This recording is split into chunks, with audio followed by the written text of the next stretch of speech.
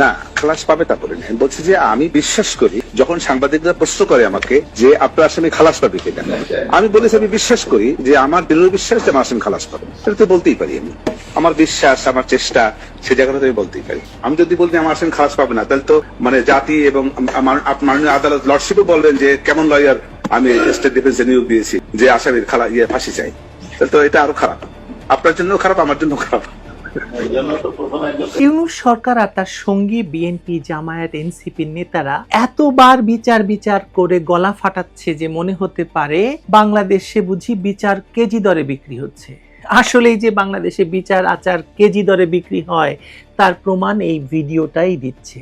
আদালতের বিচারক যিনি, প্রধান প্রসিকিউটরও তিনি, আবার যাকে বিবাদী পক্ষের আইনজীবী হিসেবে অভিনয় করতে বলা হয়েছে তিনিও একই ব্যক্তি বা দলের মানুষ।